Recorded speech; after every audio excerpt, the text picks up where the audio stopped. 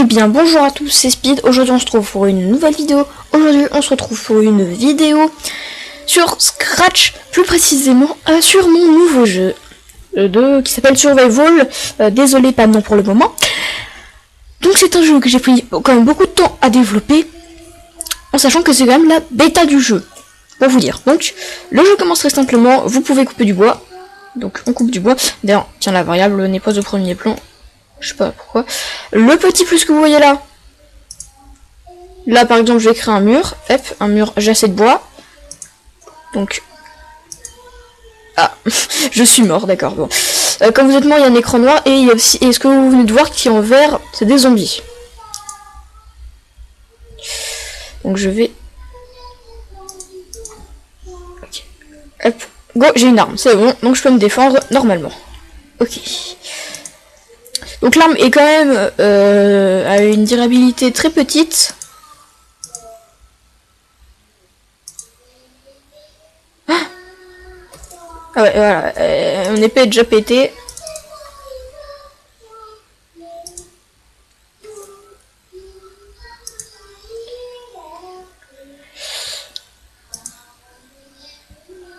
Hop, dégage. Par contre les arbres commencent un peu à dominer personnellement. Ah, on fait la rotation du... Donc pour faire tourner le...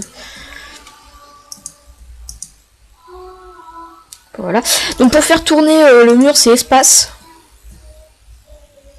Ah, mince, le zombie a dû spawner.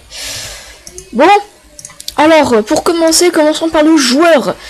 Quelle est la particularité du joueur? Alors, son code. Au début, on met orientation à 0. Ça, orientation, c'est en rapport avec l'arme. Donc voilà. Ensuite, alliance 0-0, donc au milieu. Ensuite, on met orientation toujours à direction, c'est-à-dire que, comme vous pouvez marquer à direction, et ben il fait que tourner. Donc c'est justement ça. C'est pour ça. Et c'est une très bonne raison. Ensuite, s'orienter vers pointeur de souris. Si flèche du haut pressée, alors avancez de 3. Voilà, donc c'est toujours flèche du haut. Et voilà, tout, il s'oriente automatiquement. Si couleur, donc le mur en gros, est touché, alors on avance de 1 à 3. En gros, c'est fait une collision. Et si zombie est touché, alors on envoie end et stop tout. Et end permet de faire ça. Ensuite, l'arbre. L'arbre est très simple. Il permet d'avoir du bois. Donc attendre 200, nous mettre 200 à 100%.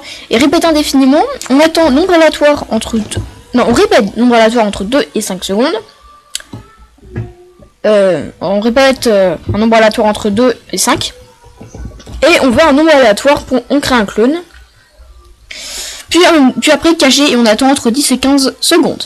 Tout simplement.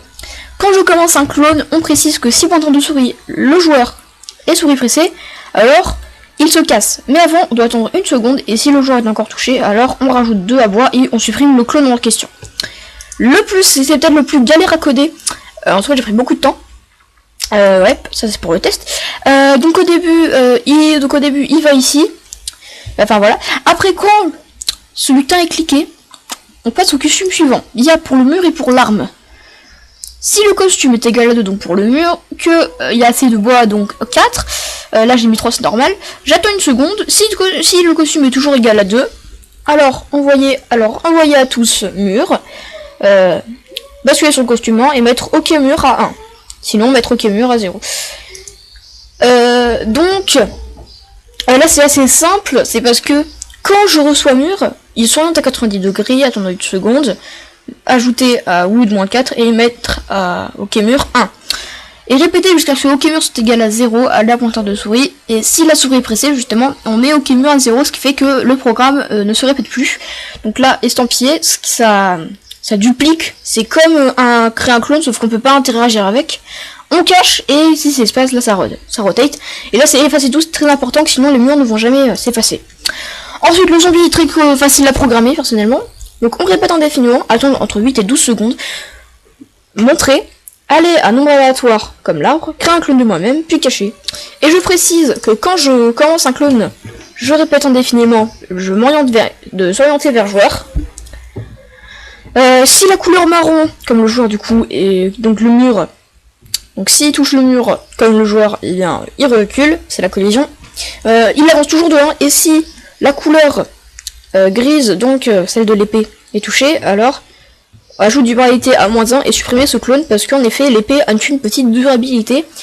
Et du coup d'ailleurs plus...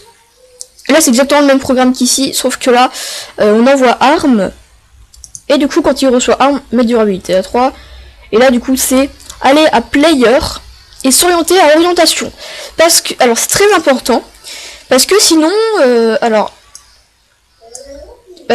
si j'aurais eu une arme, arme, et ben il tournerait pas comparé à mon sens. Donc si je mets bien l'orientation, histoire que le jeu soit quand même assez beau.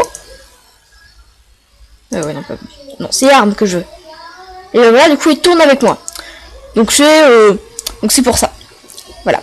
Et là c'est un que je vous ai déjà montré. Donc voilà, je tiens à préciser que c'est la bêta du jeu, qu'il y aura sûrement une vidéo prochainement pour vous montrer les nouvelles améliorations que j'aurai faites. Pour le moment, bah il y a un peu rien. Voilà. J'essaierai de corriger quelque chose, quelques petites choses, et puis voilà. J'espère quand même que cette vidéo vous aura plu. N'hésitez pas à me dire ce que vous voulez que je rajoute dans le jeu. Si cette vidéo vous a plu, n'hésitez pas à like, commenter, partager, et surtout, abonnez-vous. C'était Speed, bye bye.